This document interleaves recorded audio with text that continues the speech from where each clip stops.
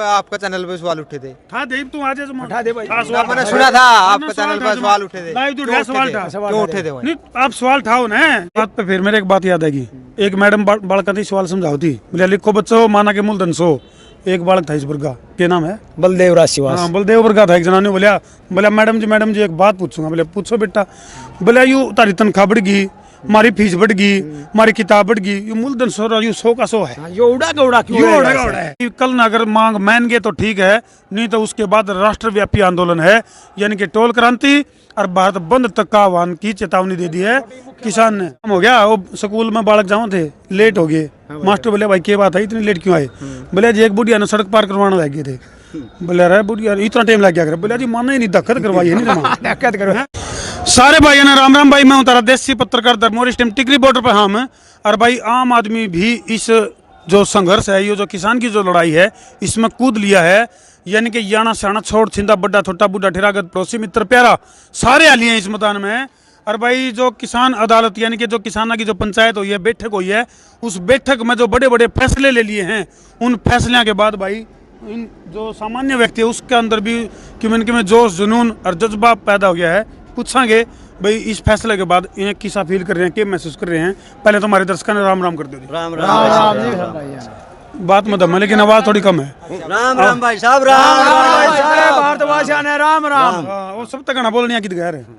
हाँ बोलो भाई साहब। पूछोगे क्या नाम है? बलदेव राशिवास। कौन सा गाँव है? चरखी दादरी राशिवास गाँव है। क्या लगे क्यों करके करोगे यार? तो कई दिन डटना पड़ेगा। कई दिन नहीं कई महीना कहता है कि भी मतलब वो सबर कर रहा था। कई महीना रोकना पड़ा था, कई महीना भी रोकांगा। क्या जोड़ी कपड़े ले रहे हो?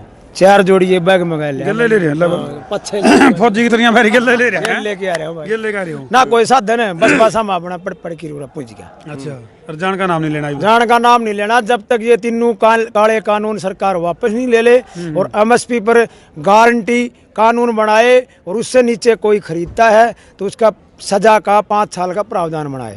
इससे बात है इस तरह बेरा फटक किसान ने नॉलेज होगी है। यानी कि भाई एक जना बस स्टैंड पर खड़ा था। बोले भाई साहब या बस पानीपत जाओगी? बोले भाई ना तो पानीपत जाना था। बोले ना नॉलेज बढ़ाने पूछूं। नॉलेज जरूर होगी भाई। न्यू जरूर बेरा पट गया। छोटा तो छोटा मतलब जो है ना एक छोटा बच्चा भी है उसने भी न्यू बेरा पट गया। अगर भाई ये 3 अध्यादेश और इनके अंदर 3 काले कानून क्यों है और क्या कमी है और क्यों कर ठीक हो सके हैं? ठीक हो सके हैं। जब जबरदस्ती लगा सके है तो ठीक भी करे तो ठीक तो आराम से ही हो सके हैं। जबरदस्ती लगा हुआ क्यों से जी भाई लाई जा सके तो बुझाई जा सके है। जबरदस्ती प्रधान जी लावा क्यों से कि किसाना ने इतना बावड़ा समझे है। इतने बावड़े से नहीं ना किसान है। वो काम हो गया। वो स्कूल में बालक जाओ थे, लेट हो गए। मास्टर बोले भाई क्या बात है इतनी लेट क्यों आए? बोले जी एक बुढ़िया ने सड़क पार करवाने लग गए थे। बोले अरे बुढ़िया इतना टाइम लग गया। बोले जी माना ही नहीं, धक्कत करवाई है नहीं धक्कत करो। हाँ तो वो एक काम कर ला रहा है प्रधान जी भी कि धक्कत पे लड़ ला रहा है। ले लो धक्कत है बुढ़िया ना सड़क पार करवाने वाली बात हो रही है। हाँ क्या नाम आपका? मेरा नाम है प्रीत सिंह। प्रीत सिंह गांव ब्याना खेड़ा जिला हिसार से आए। सरकार के गला प्रीत तो कौन लगी तारी? ईव लगेगी। ईव लगेगी। हाँ मैं 2-3 बात अहम बात पूछना चाहूँ। हाँ पूछो जी। कृषि मंत्री ते भी अच्छा जी और प्रधानमंत्री ते भी के मेरा ध्यान में आए जे। पूछो तो ला दो बड़ा। पहली बात तो यह है सरकार ने कहा भाई हमने अच्छा काम कराया किसाना खातिर।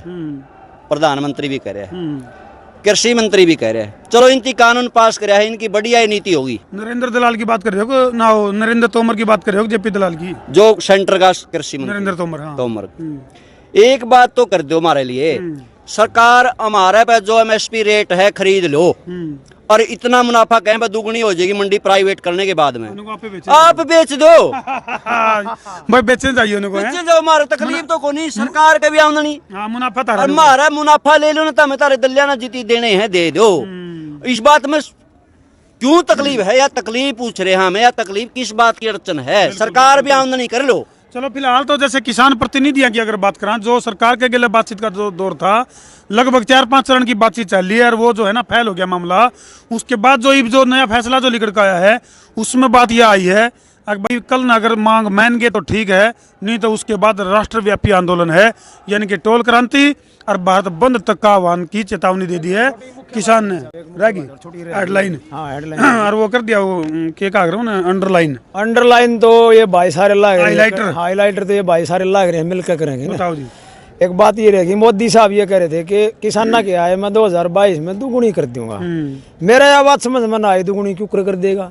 फार्मूला नहीं समझ में आया। फार्मूला समझ में इसलिए नहीं आया कि पहले ही मैं किसान हूँ, पहले मन्नत नहीं भराई, मेरी आमदनी कितनी है, तो दुगुनी किस तरह करेगा? होगी कोई जादू की छड़ी? हाँ, जादू की छड़ी होगी, वो न्यू तो बतावा कि भाई दुगुनी इस तरह करूंगा। एक बात ये जानना चाह रहे हैं। हाँ, दूसरी बात, मेरा जन्म सन 1976 में हुआ था।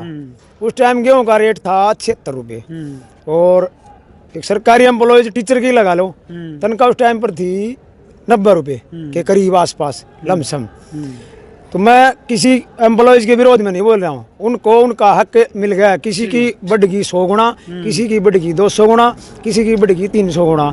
किसान की बढ़ी है सिर्फ और सिर्फ 22 गुना। 22 गुना? हाँ, क्यों? किसान का हक नहीं है कि उसको भी मतलब उनके बराबर नहीं तो कम से कम 100 गुना तो दे दिया जाए। बात पे फिर मेरे एक बात याद आएगी। एक मैडम बालका थी, सवाल समझाओ थी, बोले लिखो बच्चों माना के मूलधन 100। एक बालक था इस वर्ग का, क्या नाम है? बलदेव राशिवास। हाँ, बलदेव वर्ग का था। एक जना ने बोला मैडम जी एक बात पूछूंगा। बोले पूछो बेटा। बोले यू तारी तनख्वाह बढ़ गई, हमारी फीस बढ़ गई, हमारी किताब बढ़ गई, ये मूलधन 100 यू 100 का 100 है। ये उड़ा गौड़ा क्यों है? क्या बात मेरा खटकना लागे? मूलधन नहीं बढ़िया है या मेरा खटकर भाई सारा किसान भाइयों का खटक दिए हो गए। मतलब किसान ने जो जायज बात थी वो थी सरकार तक की मांगी ना है, मतलब हक तो यो है किसान का। ये तो पार्टी शुरू हुई है। हाँ, यो तो मांगे है नहीं सही में भी 2 आदमी थे, तूड़ी लाने भी गए थे पंजाब में 87 में। तो जाके ना एक आदमी तो आपकी बात बंद नहीं करा है, दूसरा उन्होंने बोला मैं भी भाड़ा दे कह रहा हूँ गल्ला है। 2 मिनट बोला मेरी भी सुन लो रहा बोला मैं भी गल्ला है तूड़ी लेने, किराया मेरे बरोबर लाग रहा, बोला किराया मेरा भी बरोबर लाग रहा है। तो भाई साहब इसमें है नहीं, इस देश का सीधी दिखने लग रही है, हर सौदा डिप्लोमा द्वारा कराया जा रहा है। बिल्कुल बिल्कुल। ये बगैर डिप्लोमा के आदमी जो बैठे हैं, ये अनुभव है इनका दिख रहा लोगों ने, ये डिप्लोमा नहीं है इनके पास इस बात का। इस बात पे फिर मेरे एक बात याद आएगी।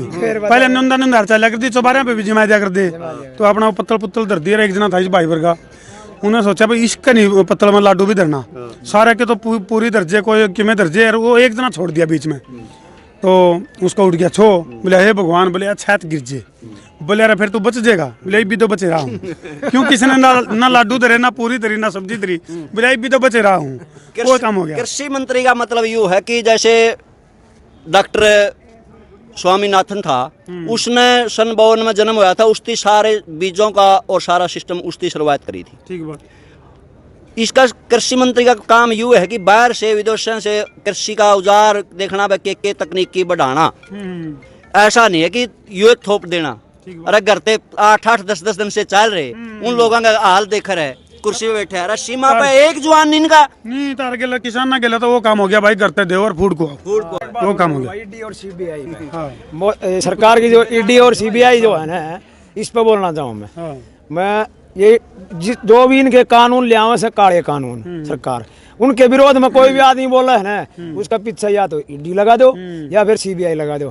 वो मोदी जी दिल्ली में भाषण दे रहे थे, बोले दी ईडी ऐसा है। वो एक जना कड़ी बिगाड़ था, वो कोई उसमें फांसरे तोड़ा करता, वो कमेटी कड़े तोड़ा कर जिन्हें, तो बाजी मारा करता जिन्हें कहा करना अपना 93 में। तो कितने रिश्ता ले आ गए, उन्हें सोचा यू आओगा भाई बाजी मारेगा, इन्होंने कर ले जाएगा भाई कितने उन्होंने। बोले गाँव में पटवारी आ रहा है, बोले क्या करा पटवारी खूट तेरे ने मेरे बोलिया। हाँ, बात तो उसी हो रही है, बाजी तो नहीं मारा है। रोल नंबर 1 आ जाके एक बात हो रहा है जी। हाँ, ये इंटरनेशनल मीडिया वाले हैं जी, जो किसाना के इस आंदोलन है, कभी तो खालिस्तान का आंदोलन दिखावा जी, कदे कांग्रेसी का आंदोलन दिखाने लग रहे हैं जी, यानी किसानों के ऊपर आरोप लाने लग रहे हैं कि भाई ये खालिस्तान है जी। मेरा नाम संदीप है जी, गांव खालिस्तान को नहीं यूं है, पेट खाली हो गया किसान का। तो मैं मोदी साहब तो न्यू कहूँ जी, आप पाकिस्तान में जाके शादी में शामिल हो इमरान का, हमने कदे आरोप लगाया आप पाकिस्तानी हो? मामे अपने लिए अपने मांग रहे हैं, खाली पेट वाले तो खालिस्तानी मामे अपना तो फर्ज है वो मांग रहे हैं। खालिस्तान से बोल रहा खाली पेट वाले बात मत दम है, लेकिन आवाज थोड़ी कम है भाई। रह गया कि मैं देखिए न्यू ना कह दिया कि मैं मेरी बाप रह गई थी कि मैं रह गया, तो आ जा और सीट पे आ जा। आपका चैनल पे सवाल उठे थे। हाँ देव तू आज उठा दे भाई, मैंने सुना था आपका चैनल पे सवाल उठे थे। लाइव तो सवाल था, क्यों उठे थे? नहीं आप सवाल उठाओ ना, न्यू तो मैंने तो भाई आपके चैनल पे देखा ना। क्या नाम तेरा? मैं बताऊंगा क्यों उठी। अच्छा नहीं कोई बात नहीं, सुनो बता दो एक बात है, ऐसा है दौड़े नु कहा सब तो बड़ा रोग क्या कहेंगे लोग। अपना काम 100% ईमानदारी से करते रहो, और बाकी फिर ऊपर वाला जो सबसे बड़ा सीसीटीवी कैमरा है नहीं उसके ऊपर छोड़ दो ले। सवाल तो भाई कंगना राउत ने बिठा दिया हमारे आंदोलन पे। कंगना राउत के जो फिल्म अभिनेत्री है वो अपना अंग प्रदर्शन करके हमारी जो भारत की संस्कृति और सभ्यता है उसको मतलब बिगाड़ने का काम कर रही है। ये ऐसे सीन दिखा रही है वो जो पूरा परिवार बैठ के संस्कृति का जो पतन होने लग रहा है, पतन होने लग रहा है। ये देख भाई आरोप लगा सुन किसाना पे। ये बीच भाई की सुन लिया, क्या नाम बता?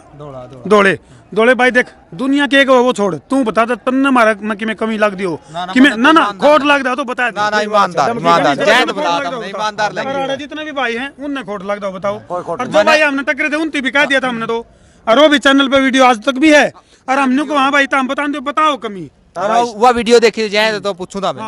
एक और बता दो भाई, पैर की बात तो कोई कह लो ने भी लगा कमी दिखा दी थी भाई हमारे में भाई साहब लठ मारे और बोले ये कांग्रेस का जाना दो एक कारण से तो कांग्रेस गई थी।